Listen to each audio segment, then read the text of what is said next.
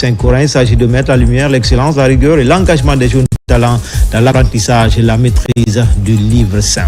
Et puis les artisans guinéens viennent de franchir un pas vers une reconnaissance institutionnelle. Ils seront désormais mobilisés pour la fabrication et l'équipement du mobilier des services du ministère de l'économie, des finances et du budget. Un protocole d'accord a été paraphé. Enfin, 3 ans après l'explosion du grand dépôt de Conakry, la solidarité reste active en faveur des victimes sous l'impulsion de l'Agence nationale d'inclusion économique et sociale. Le transfert monétaire d'urgence se poursuit encore. Voilà pour le sommaire.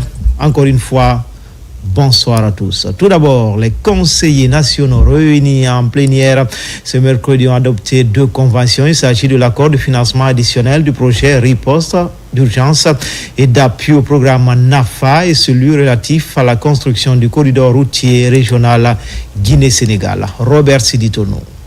L'autorisation de ratification de 2 accords de financement a retenu l'attention des conseillers nationaux au cours de cette plénière.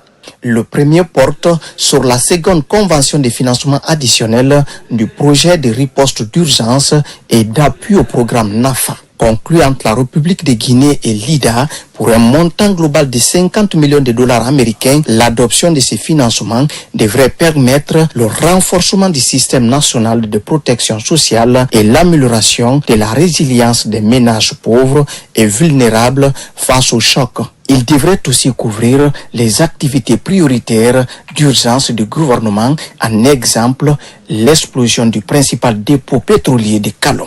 Montant total du financement, 50 millions de dollars américains accordés selon les conditionnalités suivantes. Commission d'engagement, 0,5% par an sur le montant du solde non retiré. Durée de remboursement, 40 ans, dont 11 années de grâce. Modalité de paiement semestriel, tous les 15 juin et 15 décembre de chaque année. Monnaie de remboursement de l'heure américain, date de clôture de décaissement, 31 décembre 2026. Le second accord dont la ratification a été autorisée aussi par le CNT a trait au financement de la construction du corridor routier régional Guinée-Sénégal, tronçon Mali-Gadalougué.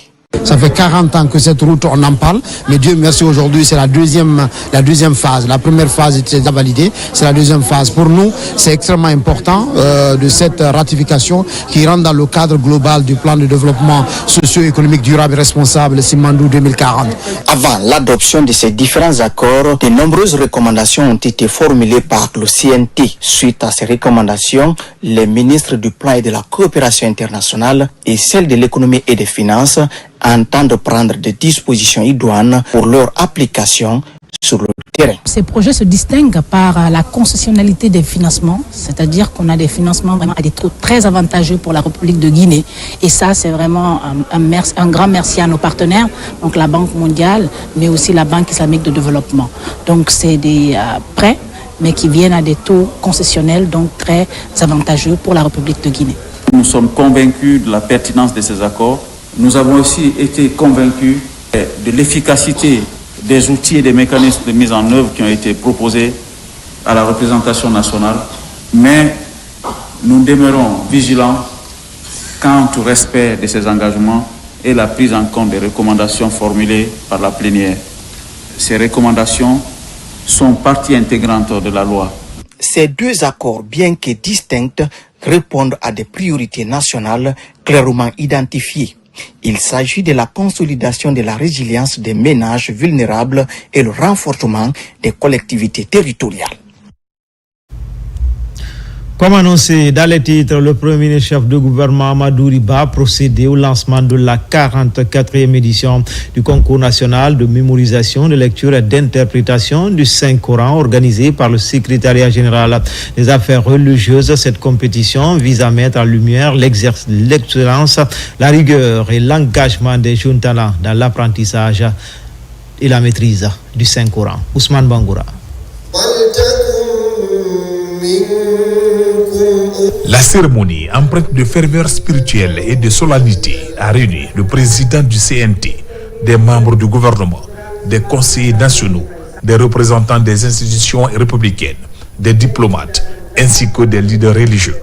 Au total, 250 candidats prendront part à cette compétition nationale, prévue sur plusieurs jours.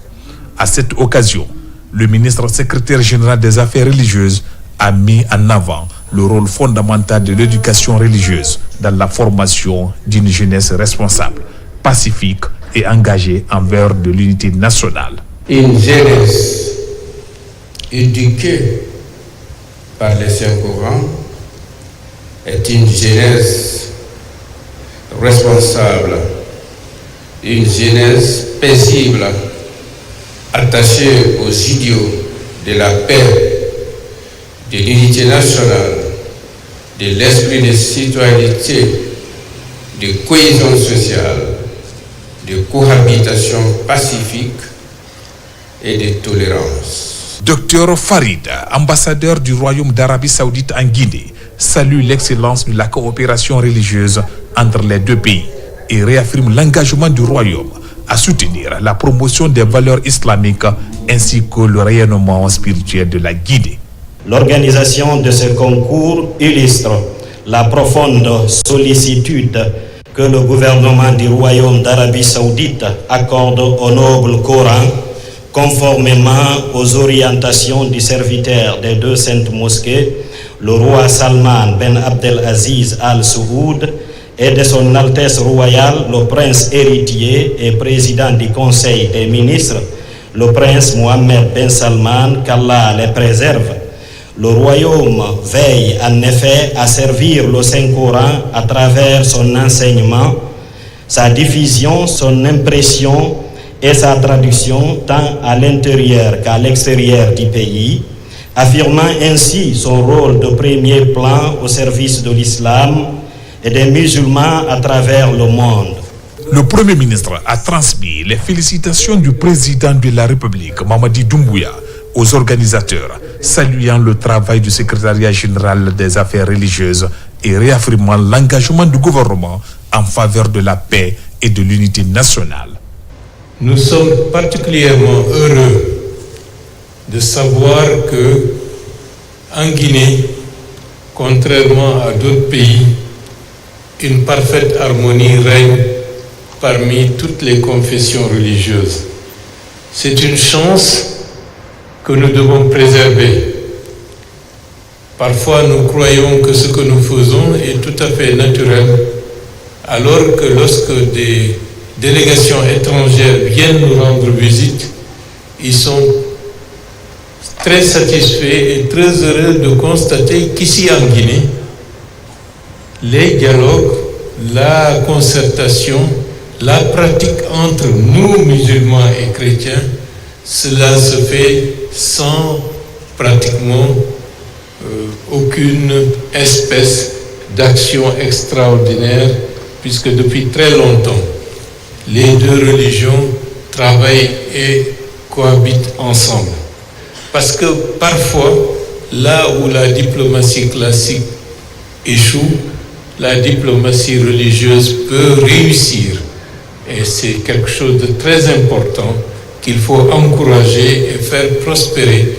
Ainsi, à travers cette 44e édition du concours national du Saint-Coran, les autorités réaffirment leur volonté de promouvoir les valeurs spirituelles, de renforcer la cohésion sociale et d'accompagner l'émergence d'une jeunesse guidée par l'éthique, le savoir et la paix. La générosité, la fraternité à Conakry en ce mois de pénitence, l'ambassadeur du Royaume d'Arabie Saoudite organise une rupture collective suivie d'une remise de date dans l'enceinte de la grande mosquée Faisal. Une cérémonie marquée par la ferveur religieuse et le partage entre Guinéens et Saoudiens. Et là, Ismaël Nabi, Marwan Kamara. À l'approche de l'appel à la prière du Maghreb, l'esplanade de la grande mosquée Faisal se remplit progressivement.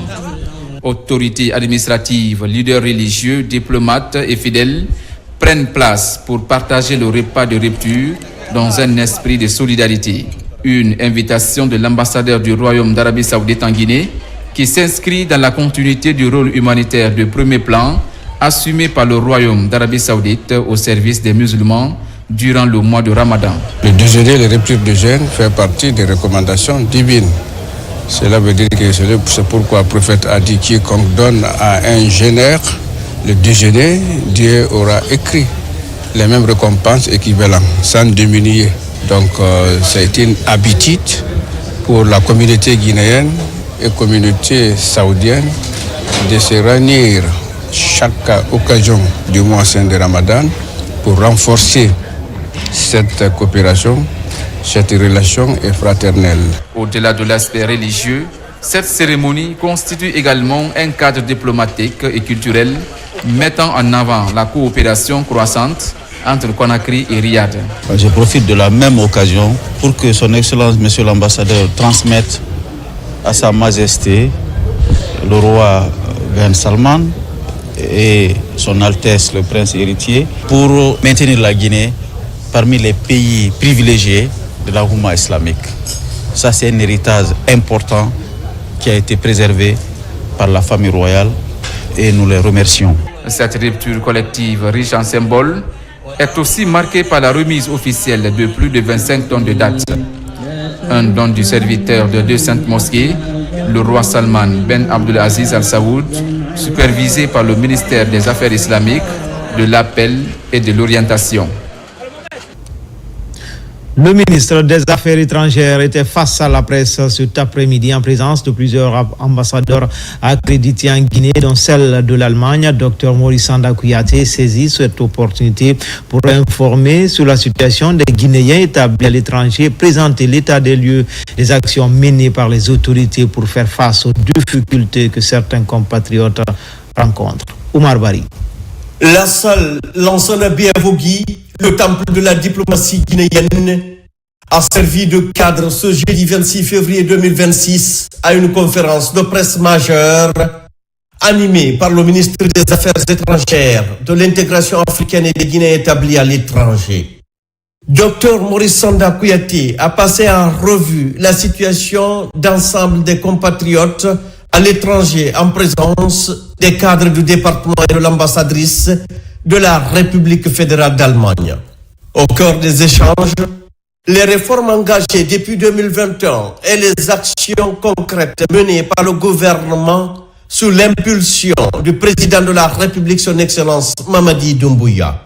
À l'entame de son intervention, le chef de la diplomatie guinéenne a rappelé que, depuis 2021, la protection de la diaspora constitue un axe prioritaire de l'action gouvernementale sous le magistère du président Mamadi Doumbouya, qui fait de la mobilisation des moyens humains, logistiques et financiers en faveur de la diaspora un véritable cheval de bataille.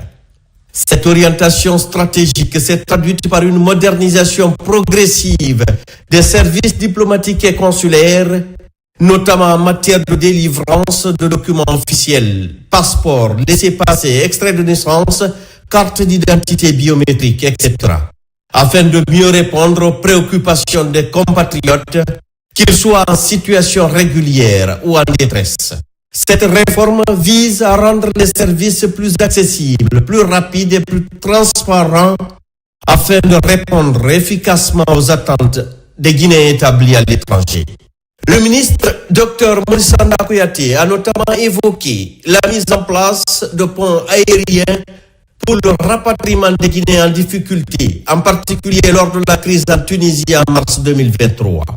Ces opérations humanitaires ont permis de secourir et de rapatrier plusieurs compatriotes confrontés à des conditions sécuritaires et sociales préoccupantes. Dans le cadre du renforcement du dispositif institutionnel, le ministère des Affaires étrangères a créé une cellule de crise dédiée à la prévention et à la gestion des situations d'urgence impliquant des Guinéens établis à l'étranger. Cette structure a permis d'améliorer la coordination des interventions diplomatiques et consulaires face à des cas de détention en prison ou de rétention administrative pour séjour irrégulier, des situations de grande détresse sociale, des cas de maladies graves, des difficultés consulaires diverses.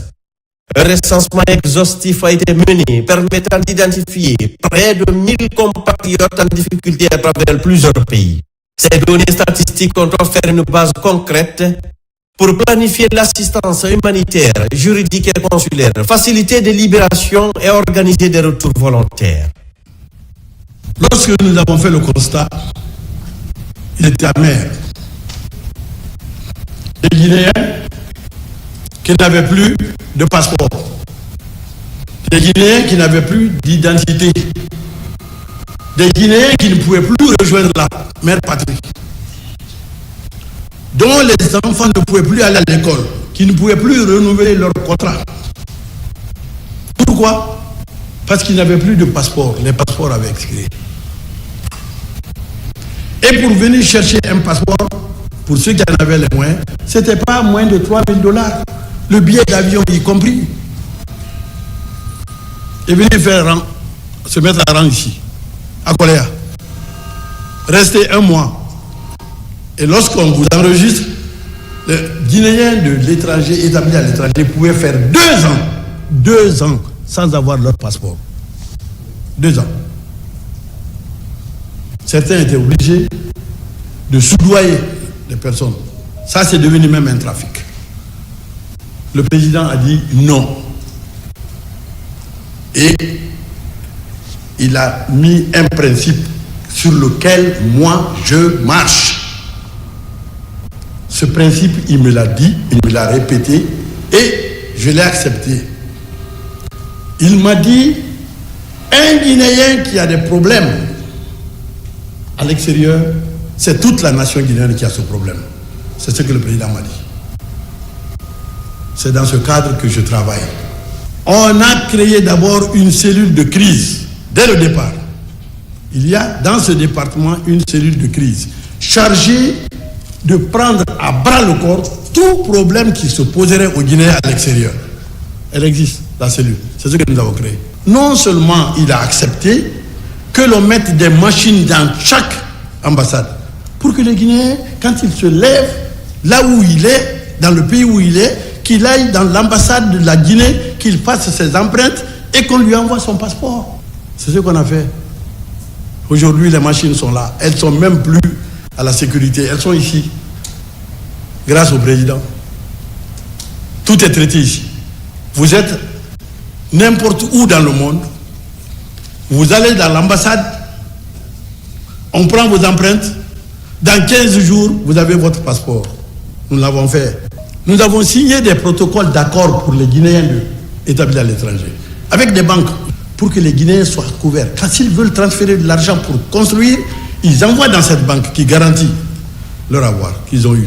Il y a 3 semaines que nous avons commencé à délivrer les cartes d'identité et les extraits de naissance biométriques aux Guinéens établis à l'étranger.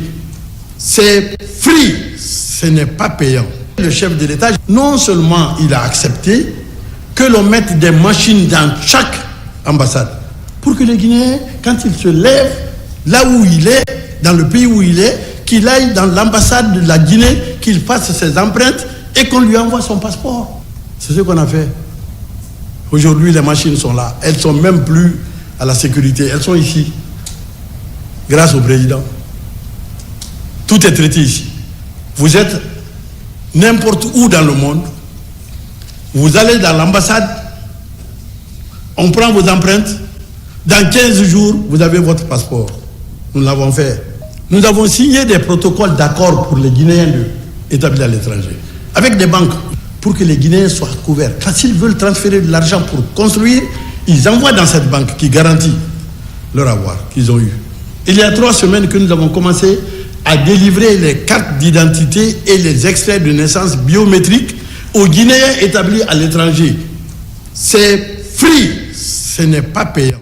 Le ministre Dr Maurice Sanda Kouyaté a dressé donc un panorama des actions entreprises dans différents pays où des Guinéens sont confrontés à des difficultés, notamment l'Ukraine, la Turquie, la Tunisie, le Soudan, le Sénégal, l'Algérie, l'Égypte, la Gambie, etc. Dans chacun de ces contextes, l'État guinéen est intervenu pour assurer l'assistance, l'évacuation ou le soutien consulaire aux ressortissants concernés. La Tunisie, on a ramené les gens. Il y a eu le Soudan. La Guinée a été le premier pays à envoyer des cars exfiltrer les Guinéens et les amener en Égypte. Nous l'avons fait. L'Égypte, nos compatriotes qui sont là-bas, nous avons même payé les redevances pour les exfiltrer, pour les amener ici. Le Sénégal, l'Algérie, nous avons exfiltré nos compatriotes qui étaient dans le désert. Il faut plus pour nous décourager. Mais même si on fait 100 fois plus, on ne nous découragera pas. La Gambie, les Guinéens payaient 3 fois plus les redevances que toutes les autres nationalités. Nous nous sommes imposés et ils ont payé comme les autres pays. Ceux qui oublient ce qu'on a fait. S'ils ont un problème demain, sur instruction du chef de l'État, j'irai les chercher. Je le ferai. Un point particulier a été consacré à la situation des Guinéens établis en Allemagne, où plus de 6000 compatriotes seraient actuellement en difficulté, selon les données présentées. Le ministre a souligné que ce dossier fait l'objet d'un suivi attentif et rigoureux en collaboration avec les autorités diplomatiques concernées. Le cas spécifique de l'Allemagne dont on parle, il y a 6000 Guinéens en difficulté là-bas. Sur les 6000, combien sont rentrés depuis qu'on est là? Depuis 4 ans, 120 personnes. Il y en a qui ont même demandé à ce qu'on ait un charter des avions qui ramasseraient des Guinéens dans tous les pays de l'Europe. Je dis non, on ne fait pas ça. Les Guinéens sont là où ils sont. Les seuls Guinéens que nous allons admettre ici, ce sont des Guinéens qui ont épuisé tous leurs droits chez vous. Ils ont demandé asile. On a refusé. Ils ont un recours. C'est refusé. Ils ont un autre recours. C'est refusé. Ils ont le dernier recours. Et le dernier recours dit, non, vous êtes débouté, vous partez chez vous et vous avez obligation de quitter le territoire. Mais moi, j'ai introduit un autre phénomène. J'ai dit oui, mais s'ils sont sur le territoire européen, ils n'ont pas épuisé. Parce qu'il y a la Cour européenne des droits de l'homme, ils peuvent aller là-bas avant qu'on les expulse. Nous avons fait tout ça pour les Guinéens établis à l'étranger. Donc, nous allons travailler avec toute la communauté internationale, mais sur la base du respect absolu de la dignité des Guinéens. J'ai résumé. Nous avons 6000 Guinéens qui ont des problèmes en Allemagne. Nous n'allons pas accepter qu'on amène qu'on les rapatrie. On ira au cas par cas. C'est ce que nous allons faire. Nous allons discuter avec le gouvernement. Parce que, actuellement, il y a un autre phénomène qui est en train de se développer, que vous connaissez. C'est le tiers parti. Le pays tiers parti. C'est-à-dire, vous refusez de prendre votre citoyen, le pays passe des accords avec un autre pays, qui dit, moi je les reçois, et votre compatriote est jeté là-bas. Il y a tout ça. Dans un contexte international marqué par des crises sécuritaires, humanitaires et migratoires, le ministre Dr Maurice Sanda Kouyaté a tenu à rappeler un principe fondamental. Si l'État a une responsabilité morale, politique et juridique envers ses ressortissants, cette protection s'exerce dans le respect du droit international et de la souveraineté des États d'accueil. Au-delà des enjeux humanitaires, Dr Maurice Sanda Kouyaté a rappelé que la diaspora guinéenne constitue un levier stratégique de développement. Le gouvernement a-t-il rassuré, entend consolider ce lien en instaurant un climat de confiance, de protection et d'accompagnement institutionnel renforcé. En définitive, Dr Maurice Sanda Kouyaté a martelé que la République de Guinée, sous la houlette du président Mamadi Doumbouya, demeure fidèle à ses valeurs de solidarité et de dignité humaine. Il a réaffirmé la détermination de l'État à poursuivre les actions engagées, notamment pour la libération des compatriotes encore emprisonnés à l'étranger à la suite de récents événements. Dans un monde marqué par l'instabilité et les tensions géopolitiques, la Guinée affirme ainsi sa volonté d'assumer pleinement son rôle protecteur envers ses filles et fils établis hors du territoire national, tout en renforçant l'efficacité de son appareil diplomatique et consulaire. Cette conférence de presse aura ainsi permis d'éclairer l'opinion nationale sur les efforts entrepris les défis persistants et la vision stratégique des autorités guinéennes sous le magistère du président Mamadi Doumbouya en matière de protection et de valorisation de leur diaspora. De son côté, l'Organisation internationale pour les migrations et le ministère de la Femme, de la Famille s'active dans le renforcement des capacités des travailleurs sociaux. Une formation sur le soutien psychosocial des migrants a été récemment initiée pour une prise en charge sur le terrain. Sona Sagnou pour les détails. Face aux défis des parcours migratoires, la santé mentale devient une priorité pour les migrants de retour et leurs familles, souvent confrontés au stress et aux difficultés de réinsertion. Pour y répondre, l'Organisation internationale pour les migrations, OIM, en collaboration avec le ministère de la Femme, de la Famille et des Solidarités, renforce les capacités de travailleurs sociaux de 25 localités en accompagnement psychosocial, gestion des cas et protection des personnes vulnérables. Le premier soutien, donc renforcer vos compétences en appui psychosocial, en santé mentale, en soins informés par le traumatisme, en premier secours psychologique et en référencement vers des services spécialisés. C'est vraiment investir directement dans la dignité, la stabilité et l'avenir des migrants et de leurs familles. Le programme vise à outiller concrètement les professionnels de terrain. Il s'agit de mieux détecter les troubles psychologiques, d'accompagner les personnes en situation de détresse. Ils répondent à une réalité que nous connaissons tous. Pour de nombreux migrants de retour et leurs familles, le retour ne marque pas la fin des difficultés, mais souvent le début d'un nouveau parcours.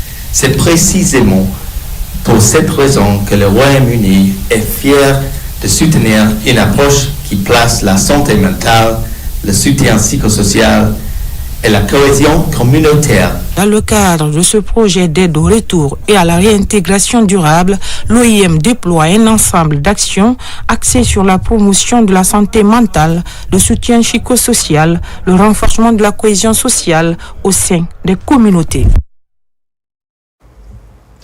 Dans l'actualité également, les artisans guinéens viennent de franchir un pas vers une reconnaissance institutionnelle. Ils seront désormais mobilisés pour la fabrication et l'équipement du mobilier des services du ministère de l'économie, des finances et du budget. Un protocole d'accord a été signé, une manière de soutenir la dynamique gouvernementale dans le cadre de la promotion du contenu local. Mamadi Gassama. C'est une avancée significative pour le secteur de l'artisanat en Guinée. La Fédération nationale des artisans et le ministère de l'économie, des finances et du budget ont officiellement scellé leur partenariat à travers la signature d'un protocole d'accord.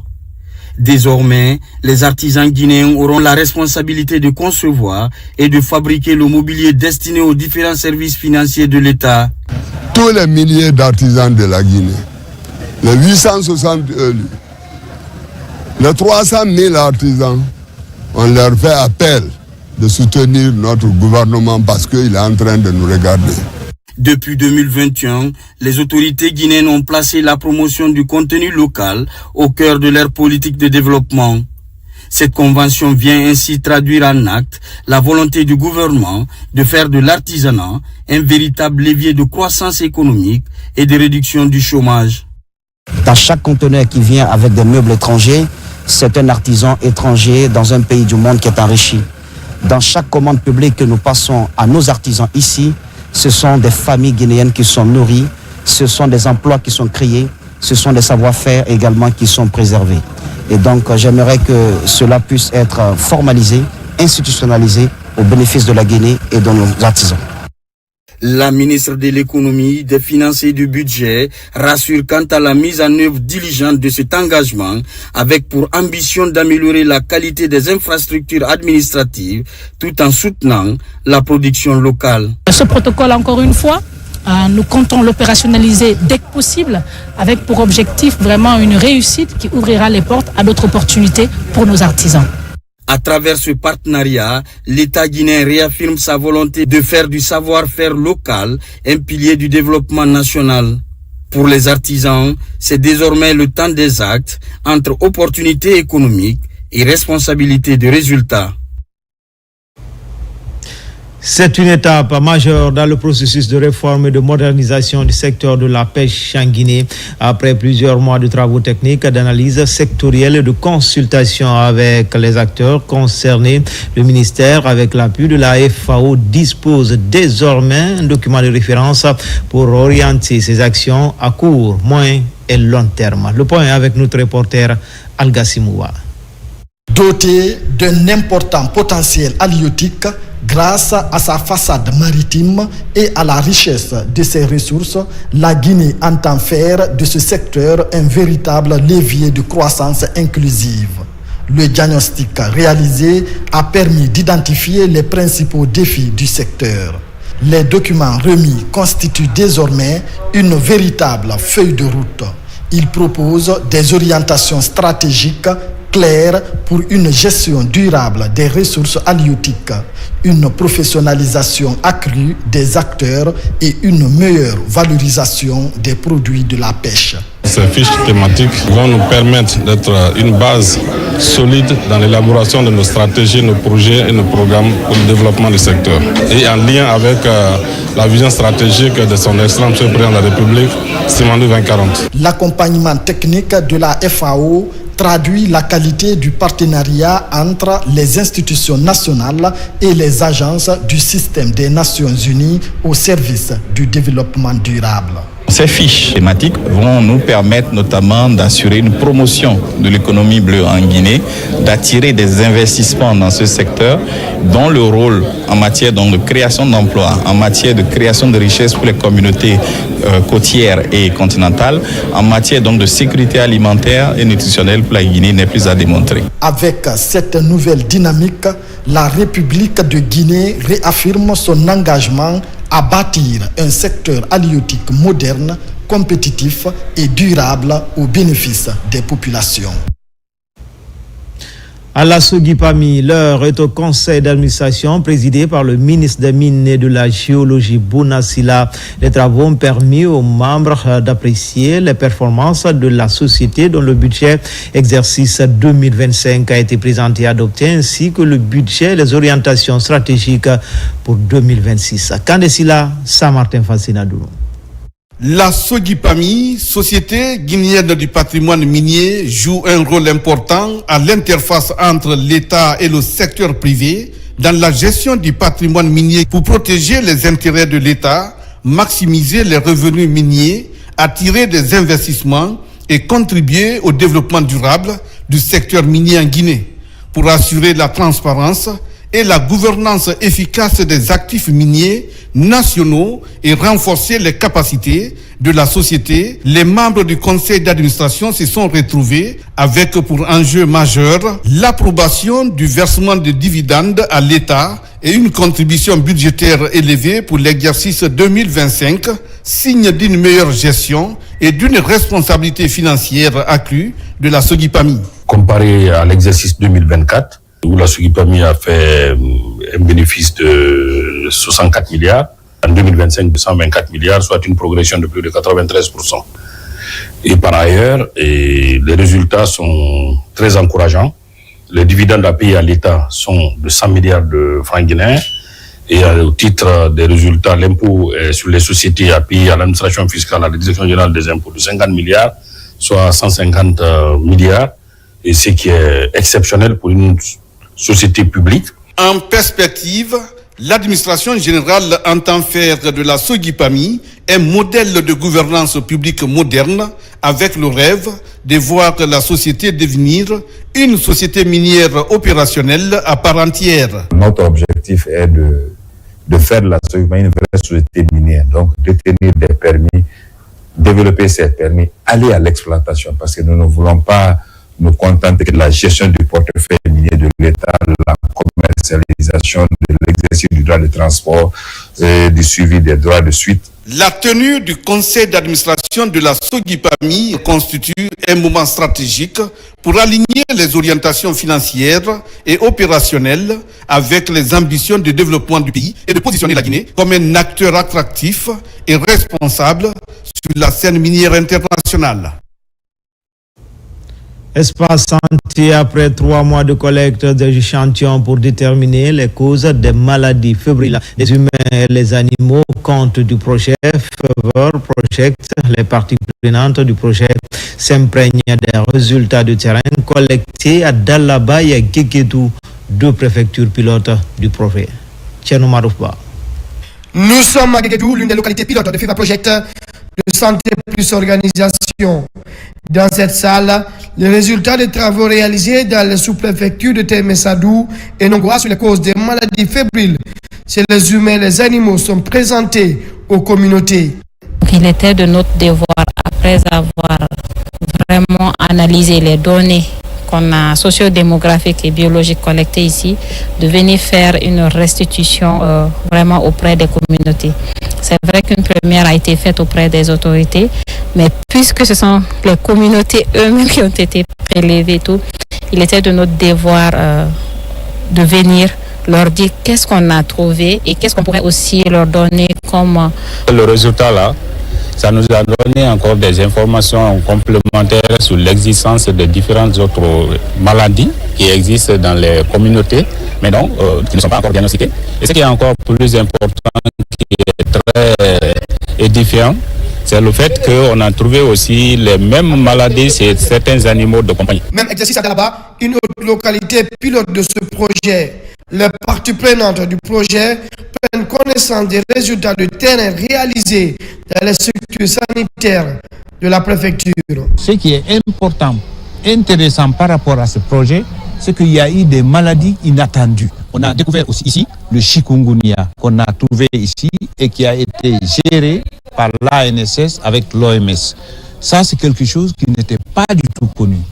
Finir le rapport, soumettre le rapport au ministère de la Santé à travers l'ANSS avec des recommandations pertinentes que sont, entre autres, les résultats de ce que nous avons trouvé et quelle conduite ils doivent tenir. La dissémination des résultats de Fever Project constitue la dernière phase du projet après plusieurs années de collecte des échantillons sur les humains et les animaux. Tenue de la 2e session du comité technique communal de la santé de Ratouma, la rencontre vise à analyser et valider les données issues des centres de santé dans le cadre de l'évaluation semestrielle des activités sanitaires. Marie-Angélique Bangoura. Dans les coulisses du système de santé en Guinée, un mécanisme discret mais stratégique fonctionne depuis plus de 20 ans, le monitorage semestriel. L'exercice permet d'évaluer tous les 6 mois les performances des centres de santé. Pour le 2e semestre 2025, la direction communale de la santé de Ratouma a réuni médecins, infirmiers, responsables communautaires et partenaires techniques pour dresser une radiographie complète du système sanitaire local afin de corriger les insuffisances. En 2025 seulement, nous avons eu à inaugurer 3 structures, notamment Lorient Doumbouya, nous avons inauguré Kobaya Village, nous avons inauguré aussi Yataya, et ça c'était au mois de décembre. Comme pour dire que l'État tient à cœur vraiment la santé de la population en termes d'infrastructures, en termes aussi du personnel. Les soins de santé primaire sont à moindre coût, accessibles, et pour tout le monde. Chaque fois qu'il y a le comité technique, ça permet à chacun de donner des résultats sur ce qu'ils sont en train de faire et de voir ce qu'il y a lieu de faire. Donc les faiblesses, les forces, les opportunités et les menaces. Des indicateurs clés sont passés au peigne fin. La vaccination, les consultations prénatales, la planification familiale, la prévention de la transmission mère-enfant du VIH, les accouchements assistés, entre autres. Chaque structure sanitaire présente ici ses résultats, mais expose également les difficultés rencontrées dans la mise en œuvre de ces activités. Au niveau de mon COSA de Sonfonia, nous avons urgemment besoin d'un groupe électrogène pour au moins soutenir la chambre froide.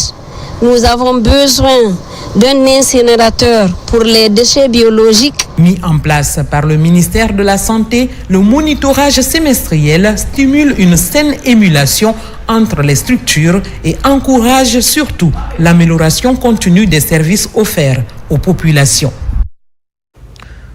Pour faciliter l'accès aux données au niveau des bibliothèques du Centre national de documentation environnementale, une série de renforcements de capacité est organisée pour les cadres des antennes régionales, des sessions de formation pour professionnaliser le traitement des documents. Fodé Camara, Marwan Camara.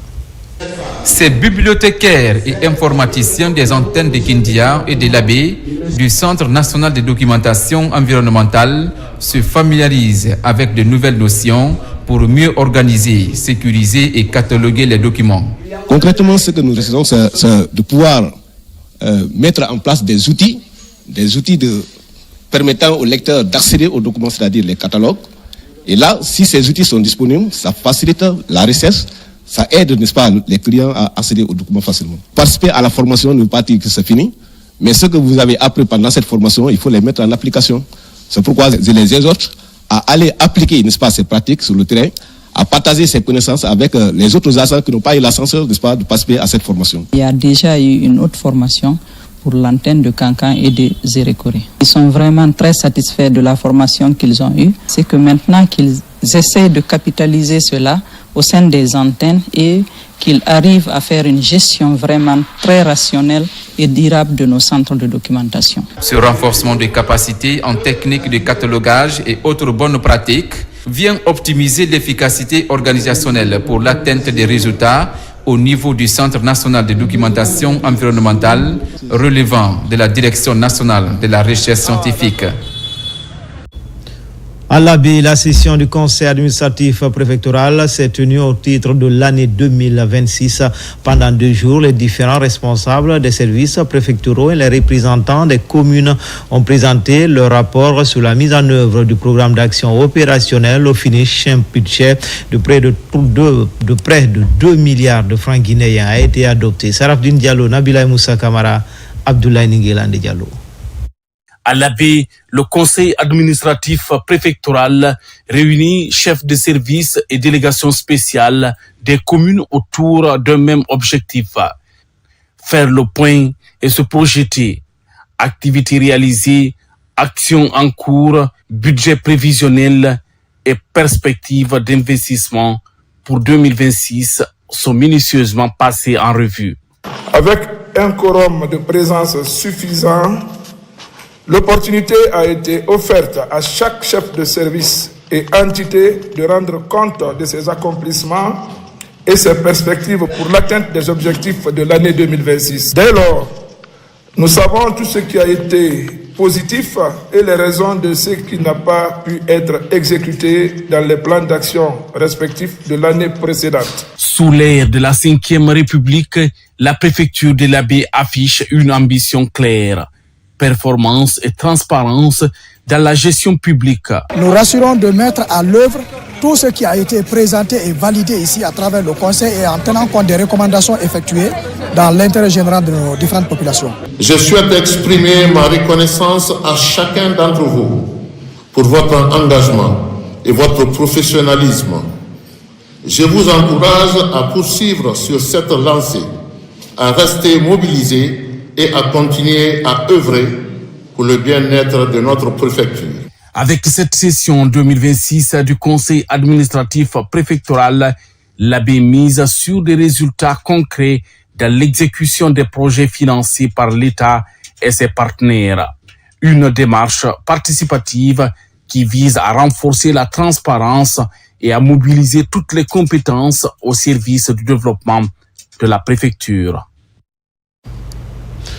Cérémonie de clôture de la caravane de sensibilisation à la sécurité routière lancée le 14 février à Kérouané. Cette initiative financée par Rio Tinto Sinfer et WCS et la compagnie du trans guinéen a été pilotée sur le terrain par le club des Amis du Monde. Kadiatou Suleiman Keita. Nous sommes à Alasoya, dans la préfecture de Forêt-Caria, où autorités locales, partenaires techniques et financiers et communautés se sont réunis tout au long de son itinéraire. La caravane de la sécurité routière a sillonné les localités impactées par l'intensification du trafic routier avec pour objectif de sensibiliser les usagers aux dangers de la route. C'est nous qui empêchons les officiers de faire leur travail. C'est nous qui surchargeons les véhicules. C'est nous qui surchargeons les motos. La sécurité routière et ferroviaire est une affaire de tous. Changer notre comportement, veiller sur nos enfants, suivre les panneaux de signalisation. Moment phare de la cérémonie, la présentation et la signature officielle d'une charte de la sécurité routière élaborée à l'issue des différentes étapes de la caravane. Ce document, reconnu et signé par toutes les parties prenantes, formalise les engagements pris pour promouvoir des comportements responsables et renforcer la prévention. Au sortir dans la Soya, voilà la charte de la caravane qui sera vulgarisée sur l'ensemble des sites que nous avons parcourus. Le projet de sensibilisation communautaire est également le résultat d'un partenariat fort. Cet engagement n'est pas anodin. La Guinée fait malheureusement partie des pays les plus touchés par l'insécurité routière. Et un projet d'envergure comme Simandou a la responsabilité d'accompagner, de prévenir et de réduire les risques liés à l'augmentation du trafic routier qu'il génère. Partie de Kerewane le 14 février et achevée à Alasoya dans la préfecture de Forêt-Caria, la caravane de sécurité routière aura mobilisé autorités, communautés et partenaires autour d'un même objectif, réduire les accidents sur le corridor Simandou et sur les routes nationales concernées. Toujours en province, lancement à Bofa d'une campagne d'information et de sensibilisation des pêcheurs artisanaux sur les avantages du port obligatoire des gilets de sauvetage. Une cérémonie suivie de la distribution gratuite des gilets aux pêcheurs des différents débarcadères de Bofa. Younoussa Tawel Kamara, Yaya Zatouni Tunkara. C'est une rencontre d'information et de sensibilisation qui regroupe des pêcheurs de certains débarcadères de la préfecture de Bofa. Le but est de leur expliquer la nécessité du port obligatoire des gilets de sauvetage en haute mer. Une initiative de la société Yikfung Shipping qui veut contribuer à la prévention des cas d'accident en mer. La société Yikfung Shipping est venue au port central de Bofa pour faire une donation de vivres aux pêcheurs locaux. Nous allons profiter de faire la sensibilisation des pêcheurs sur la sûreté et la sécurité en mer. Nous allons aussi profiter d'outiller les pêcheurs en matériel de sécurité. Après cette séance d'information et de sensibilisation sur la sécurité en mer, place à la distribution des gilets de sauvetage, des moteurs hors bord et des denrées alimentaires aux pêcheurs venus de plusieurs ports de pêche de Bofa. Cette société nous assiste. Je suis très content de ce don de sauvetage qui pourrait désormais contribuer à éviter les accidents chez les pêcheurs. Ce don est composé des gilets de sauvetage, de sacs de riz, de bidons d'huile et plusieurs autres denrées alimentaires. C'est une action qui renforce la bonne cohabitation avec les pêcheurs de Bofa.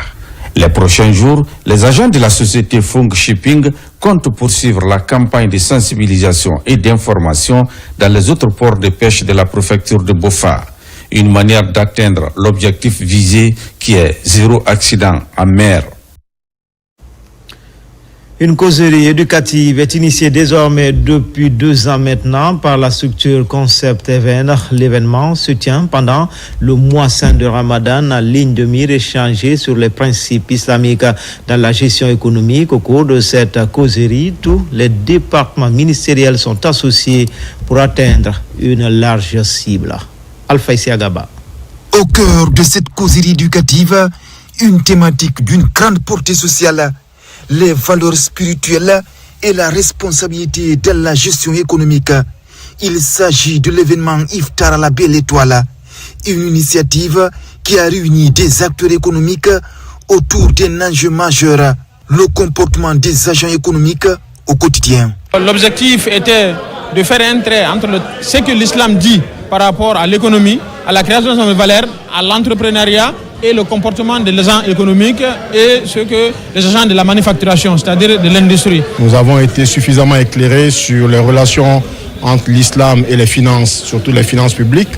Et aujourd'hui, c'est une occasion belle que nous découvrons pour que nous puissions ajuster effectivement nos attitudes professionnelles avec nos exigences religieuses. Cette rencontre intervient à un moment particulier, marqué par l'observation des jeunes, aussi bien chez les musulmans que chez les chrétiens.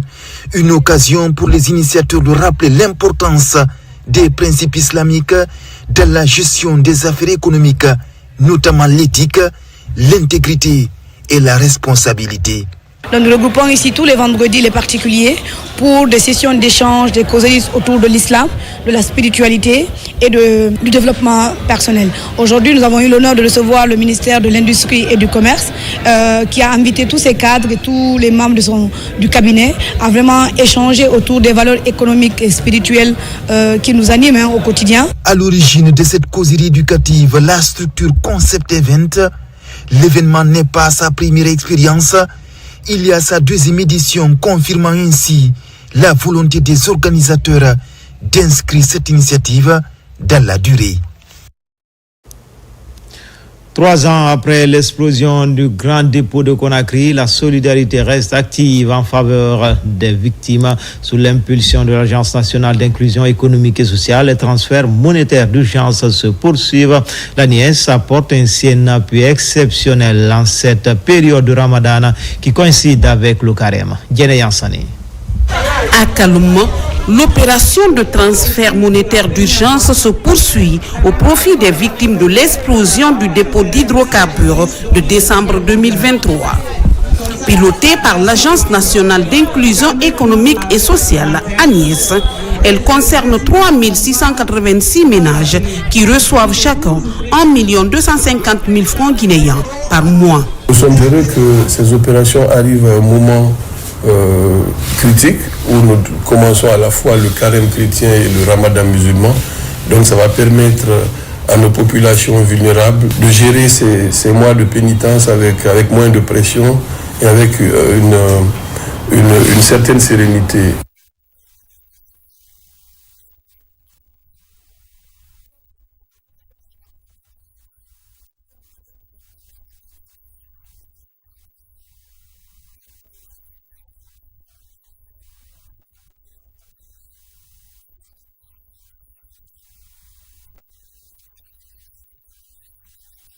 Particularité ce mois-ci, à l'occasion du Ramadan et du Carême, le paiement est doublé. Un geste fort pour accompagner les familles en cette période de pénitence et de partage.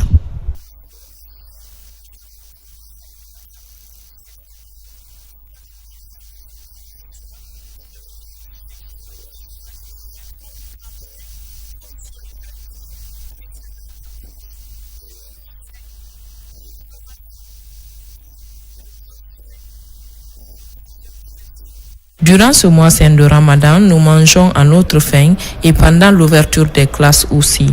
Grâce au président Mamadi Doumbouya, nos enfants ont reçu des fournitures. Nous prions pour lui.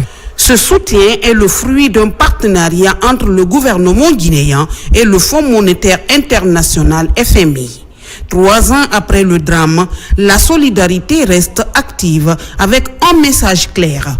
Accompagner durablement les sinistrés vers la stabilité et la reconstruction.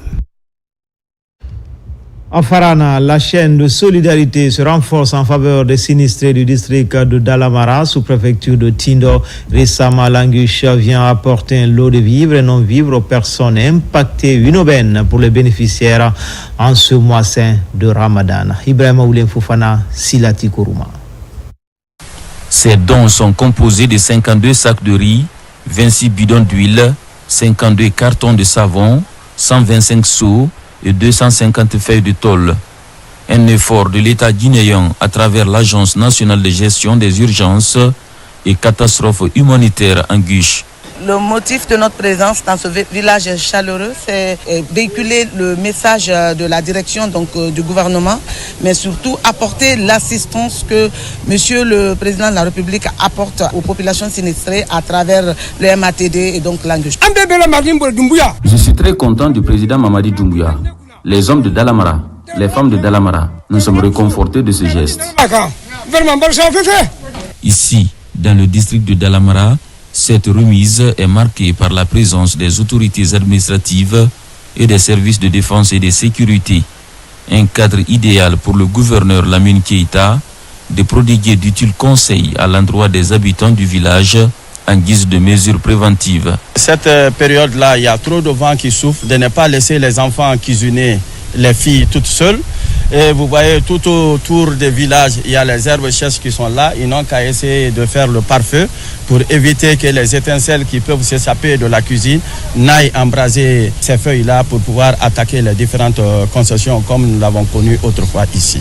Dans le même sillage, la représentante du directeur général de l'Anguiche a invité les collaborateurs locaux de renforcer le système d'alerte en temps réel. Il faut rappeler que ce drame qui a frappé le district de Dalamara a calciné le contenu de 27 cases le 17 janvier dernier. Il n'y a pas eu de perte en vie humaine, mais des vivres et non-vivres sont partis en fumée. Enfin, ce geste symbolique en ce mois de partage, c'est une action d'un ancien étudiant de l'Institut supérieur des arts Morikantiri du Breka. Des vivres et une enveloppe symbolique sont offerts aux étudiants encadrés, une manière d'accompagner ces derniers dans l'accomplissement de leur foi. Mohamed Chérif Kamara, Alassane Bangoura. Des sacs de riz et sucre, ainsi qu'une enveloppe symbolique spécialement dédiée à ces anciens formateurs, en signe de gratitude et de considération. C'est une action d'un ancien étudiant, aujourd'hui patron d'une entreprise de la place. Plus qu'un don, c'est un acte de reconnaissance et de gratitude à l'Institut qui a façonné le parcours d'un étudiant. On ne peut pas payer son karamko, mais on peut manifester un sentiment de gratitude. C'est cette gratitude que j'ai manifestée aujourd'hui. Ce que j'ai fait pour eux ici, c'est petit. Parce que ce qu'eux, ils ont fait pour moi, ça va m'accompagner durant toute ma vie. Ce matin, nous avons effectivement, avec joie, nous avons reçu ces dons, les vivres plus une enveloppe symbolique pour ces enseignants. Je crois que c'est un sentiment de joie, de satisfaction, de reconnaissance. À travers ce geste, les donateurs matérialisent ainsi leur credo. La réussite n'a de sens que lorsqu'elle est partagée. Je suis très content. J'ai un sentiment de joie et un sentiment de satisfaction. Un sentiment d'espoir. Espoir que parmi les gens que nous avons formés, il y a quand même des réussites. L'honneur que M. Diao nous fait cet après-midi, par ce temps de Ramadan et de Carême, me va droit au cœur et je prie pour la prospérité de son entreprise, pour sa prospérité familiale et sa prospérité personnelle. Plus qu'un geste, cette action est l'expression d'un respect durable. C'est également une manière d'accompagner étudiants et encadreurs de l'Institut supérieur des arts Morikantiri de Dubreka dans leur foi. Et c'est ainsi que se termine ce journal. A grand été le plaisir pour moi de vous servir. L'actualité se poursuit sur le www.rtgguinée.info. À bientôt pour d'autres actualités sur la Guinée, terre de richesse et d'innovation. Inch'Allah.